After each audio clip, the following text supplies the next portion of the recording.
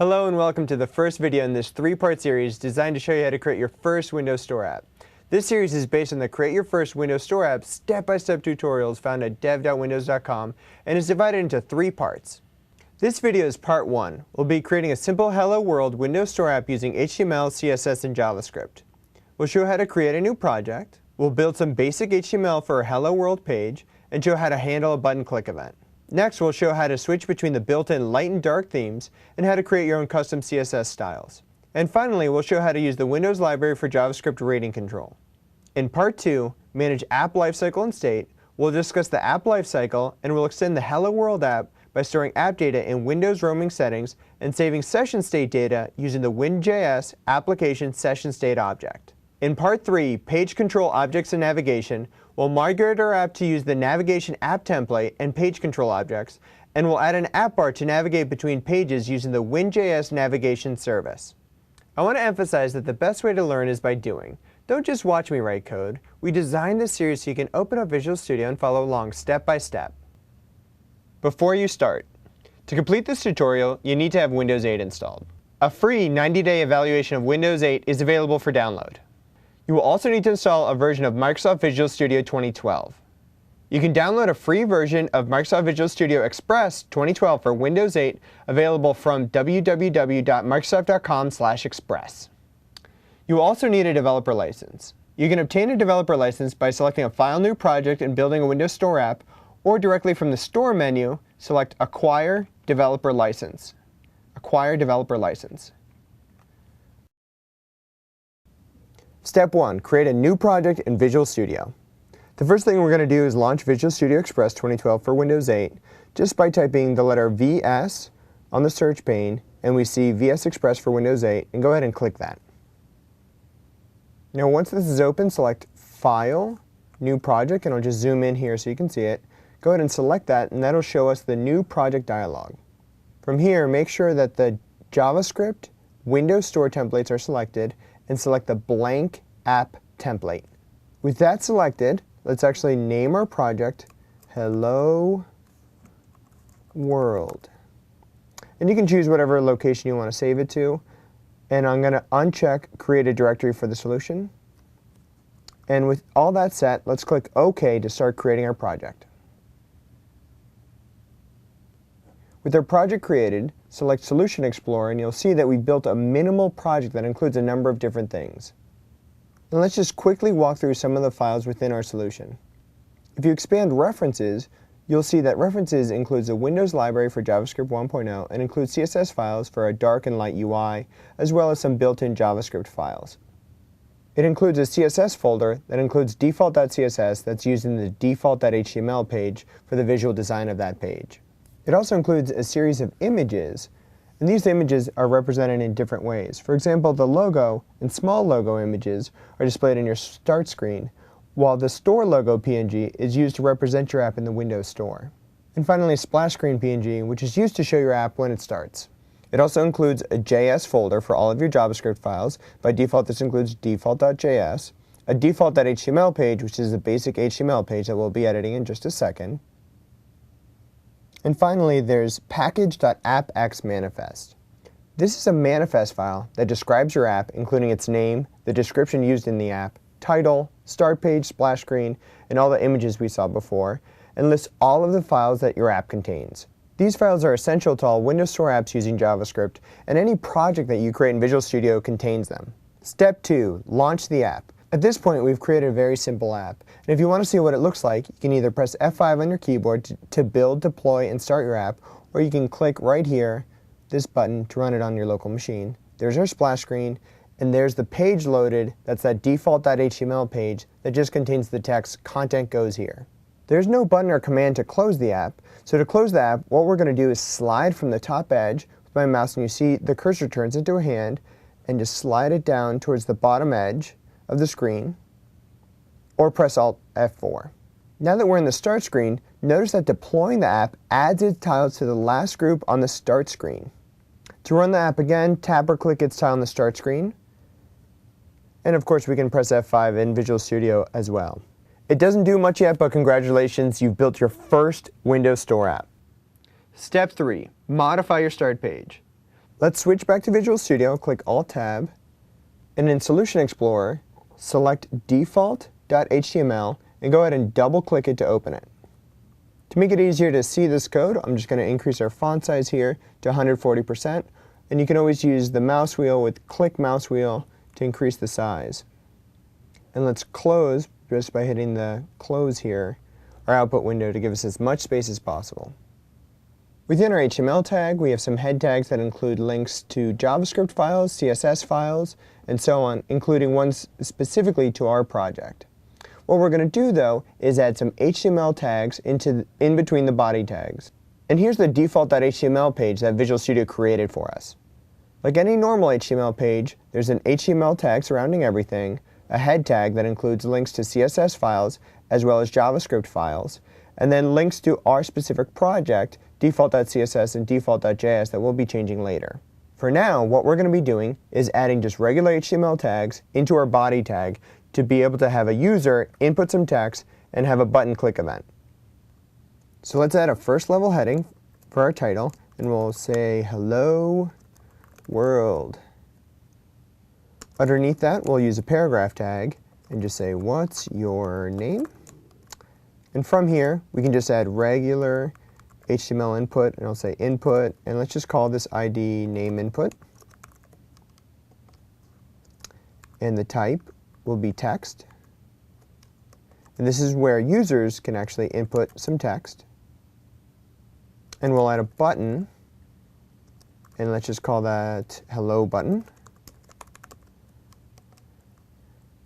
And we'll say hello.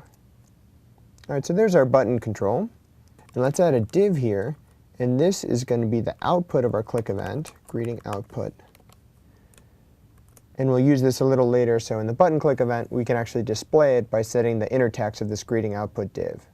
So what we've done is replace the body with some large text hello world with the paragraph tag that includes just what's your name, and right next to each other will be an input text box as well as a button click event labeled hello, and there'll be nothing displayed here, but we'll be adding that in later steps. And go ahead and click F5 or run here so we can see what it looks like. So there's our page, we see our big text. And notice if we just type anything here, nothing actually happens. Hello, nothing actually happens. In our next step, we'll go ahead and add the event handler. Now let's switch back to Visual Studio and click the Stop button. Next is step 4, create an event handler. Now that we've written our HTML code, what we want to do is go back to your Solution Explorer, expand JS, and double-click on the default.js file to open it. Like before, I'm going to just expand this to 140% so you can easily follow along. To see as much of this code as possible, I'm going to be using a Visual Studio command called full screen, and that's Shift-Alt-Enter, or under the Quick Launch menu up here, you can just start typing in, if you don't know Visual Studio commands, full screen, and you'll see our full screen is Shift-Alt-Enter, and I'll go ahead and click that. And notice this just gives us as much space as possible to see all the code within default.js. And the first thing we want to do here is just right-click, and we're just going to use outlining collapse to definitions. Outlining collapse to definitions. And what this does is just collapses everything so that we can easily see all of the different functions within our file. Now the first thing to notice is all of our code is actually wrapped up in an anonymous function that is self-executing, and we know that because of the parens here. And the reason for this is because it makes it easier to avoid naming conflicts or situations where you accidentally modify a value that you didn't intend to. As you may remember, JavaScript variables can be either local or global. We want to make sure local variables, meaning variables declared in functions, don't interfere with the global namespace. So that's why all of the variables within here and all of the functions are declared within this function to make them local instead of global.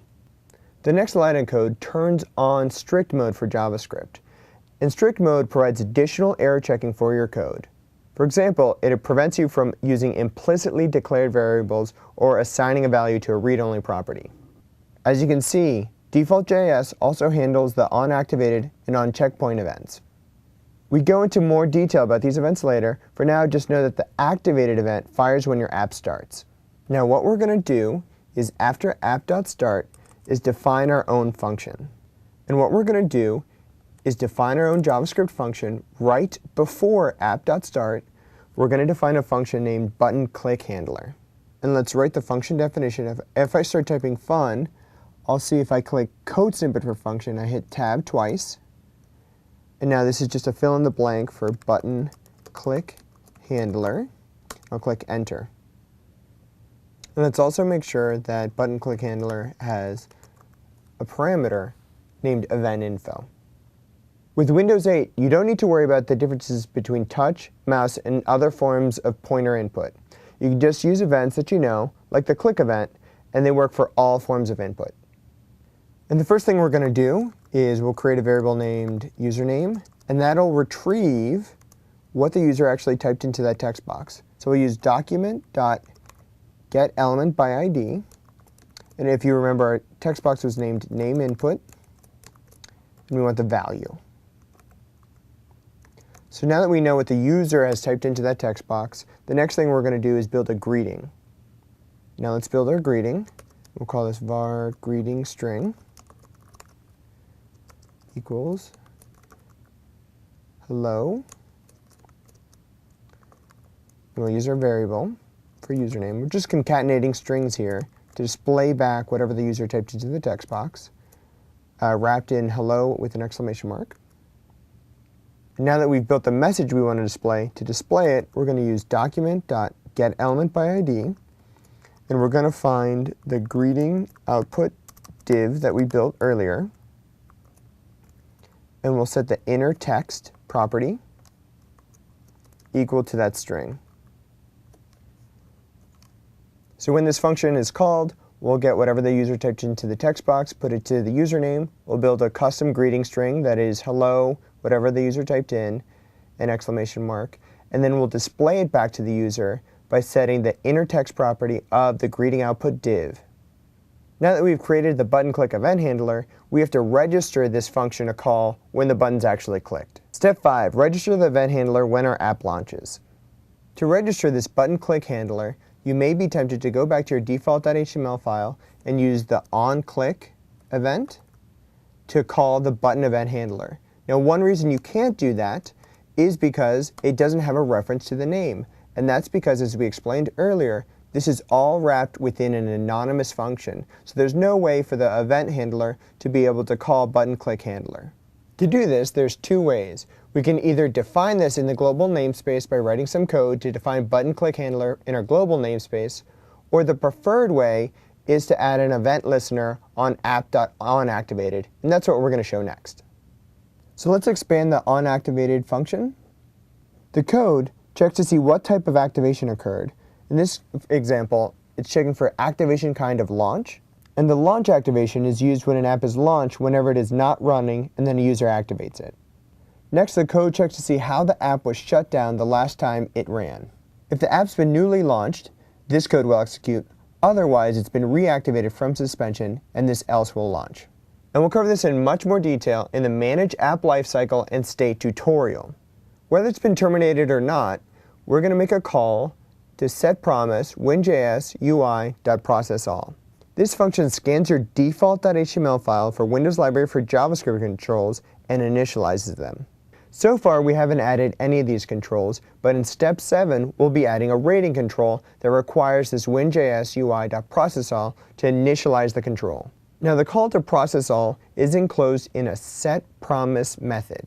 This will make sure that the splash screen isn't taken down until the apps page is ready. Now, a good place to register our event handlers for non-Windows Library for JavaScript controls is just after the call to WinJS UI.processAll. And that's what we're going to do. We're going to register our button click event.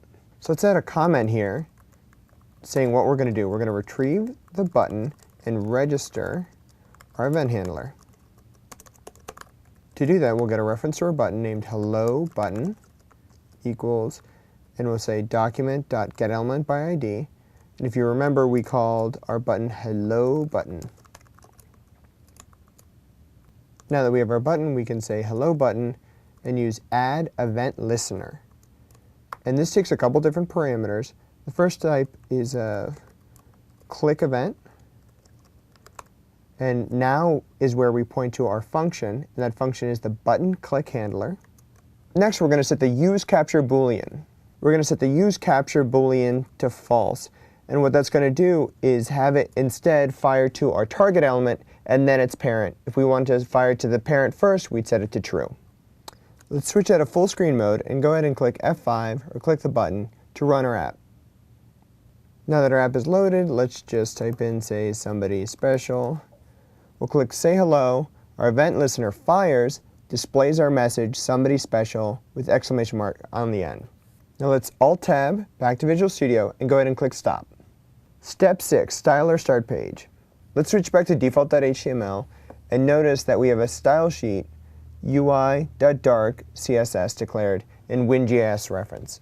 This is a Windows library for JavaScript style sheet, and it includes a set of styles that automatically give our app the Windows 8 look and feel. And by using this style sheet, you get a number of benefits, including being able to work great with touch displays, automatic support for high contrast modes, automatic support for other languages, and automatic support for other reading orders, like right to left. As you may remember, these style sheets were declared in Windows Library for JavaScript. Under our CSS, we have both a UI dark and a UI light. What we're going to do is change our file to point to the UI light CSS so we can see the visual difference just by changing the CSS. To do that, make sure you're in default.html, and we'll just change the name of this to UI light. With that one simple change, go ahead and click Run, and let's see what our application looks like now. As you can see, this did a number of changes. Obviously, our background color is now white, our fonts are darker, and even our button color changed. Now, which style sheet should you use? This really depends on what you want. For apps that mostly display images or video, we recommend using the dark style sheet, and for apps that contain a lot of text, we recommend using the light style sheet. Now, if you want to customize the look and feel of your app, you don't have to throw out the Windows library for JavaScript styles and start over from scratch. It's easy to make incremental changes by overriding the styles you want to change. So let's switch back to Visual Studio. Let's stop our app. And you can override any style in the default style sheet by creating your own style sheet and including it after the Windows library for JavaScript style sheet. Now, the blank app template already does this for you by defining a default.css style sheet. And we'll be building our custom style sheets in just a second. Before that, we actually need to define some classes within our HTML body. Let's define a class for our header, named header class. And next what we want to do is define a div tag and wrap everything within it. So I'm just going to take this end tag and put it at the very end of our file, even after greeting output. To make this a little easier to read, go ahead and select this div, right-click and select Format Selection, and that'll just do some nice indenting to make it really clear what we're defining. Now within this div, let's go ahead and call this a class equal main content. Next, let's define the styles for those classes, and we'll do that in Solution Explorer. Go ahead and under CSS, double-click on default.css to open that file. And we'll select 140% to just zoom in here and get a better view. And notice the generated file contains a few stubs for defining styles for different views that are used within a Windows Store app. We'll ignore these stubs for now, but we'll play with them in a later tutorial. Now after the body style, let's define our classes, and the first one we'll define is our header class. And in these styles, we're going to be defining some of the app page default margins. First thing we'll do is set the top margin, and we'll set that with margin top. We're going to set that to 45 pixels from the top for the header, as well as a left margin, and that left margin will be 120 pixels from the left. Now for main content, what I'll do is just copy-paste this within here, and let's make sure this is nicely formatted. For main content, we'll have a top margin of 31 pixels. We'll keep a left margin of 120, and then a bottom margin as well of 50 pixels.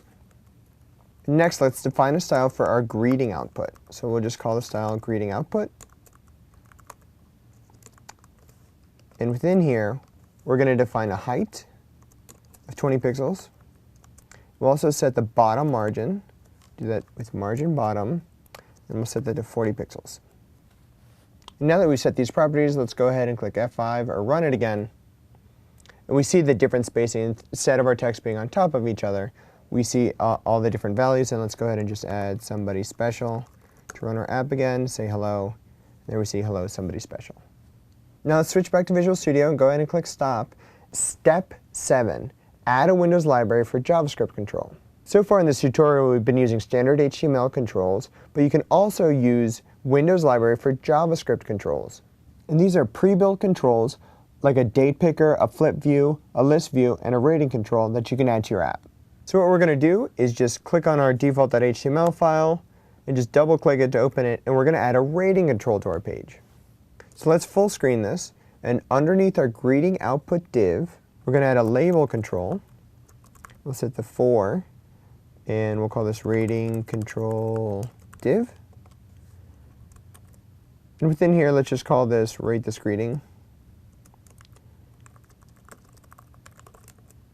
Now that we have a label to actually build our rating control, it's a little different than what you'd normally expect. Instead of adding a rating element to our page, the way we build these JavaScript controls is by adding a div tag and setting the data when control property to the specific name of the control. So let's do that. Let's call it div ID equals, and we'll call this rating control div just so we can reference it later. And now set the data when control property equal to, and notice we do get IntelliSense in here, winjs.ui.rating control. I'll exit a full screen, and let's go ahead and just run this again. And there's our rating control, as well as our label. We can set these values, and now let's add some code to this. Go back to Visual Studio and click Stop. Step 8. Register an event handler for a Windows library for JavaScript control. Registering an event handler for a Windows library for JavaScript control is a little different than registering an event handler for a standard HTML control. Now the first thing we're actually going to do is add a new div, and this div is going to display the output from the rating control. So we'll just call it rating output. So let's switch to our default JS, and what we're going to do is at the bottom of our file, but before app start, we're going to add a new function, and this function is going to be called rating changed. So let's declare the function rating changed, and within here let's make sure to actually pass in event info as a parameter. Now the event info parameter contains a detail.tentative rating property that provides the new user rating. So what we'll do is get a reference to our div. Let's do that first. Var rating output equals, and we'll use the document get element by ID. And this is the div that we just added, named rating output. Now that we have that, we want to set the inner text of it, rating output dot inner text equal to event info dot detail dot tentative rating. Now that we've declared this function, we actually need to call it when the rating changes, and what we'll do is go back up to our onActivated event, and we'll show some of the unique things we need to do for Windows library for JavaScript controls. Now if rating were a standard HTML control, we could add our event handler directly after the call to process all, just like we did with our button event handler. But it's a little more complicated for a Windows library for JavaScript control like our rating control. And since the process all method is asynchronous, any code that follows it might run before process all actually completes. So what we're going to do is use a promise object to receive notification when the process all completes. Now a promise is a promise that something will happen in the future, and when that thing happens, the promise is said to have completed. And promise objects have a then method. So if we see here directly on our code, and in between these two parentheses, we're going to add a dot then. And what this does is it's going to say any code within here, and we'll build a quick function called completed, will execute after the call to process all is completed. There's our method declaration. Let's build two tags, and we want to make sure to push all of our code within here. So let's push our existing code directly within this completed method. Now I'm going to add another parentheses here. I want to make sure that we have a parentheses for the setPromise method, so all of this is within setPromise. If we select this character, then we see this parentheses is all the code that will happen within the then. Then finally the bracket is the declaration for the function completed. And what we'll do is add some code to get a reference to our rating control, and then use add event listener to call our function. First, what I'm going to do is retrieve the div that hosts the rating control. Let's build a variable for this, and we'll call it retrieve control div. And we'll find it by using document.getElementById. And what we're looking for is the name of the div is rating control div. Now that we have that, what we're going to do next is retrieve the actual rating control.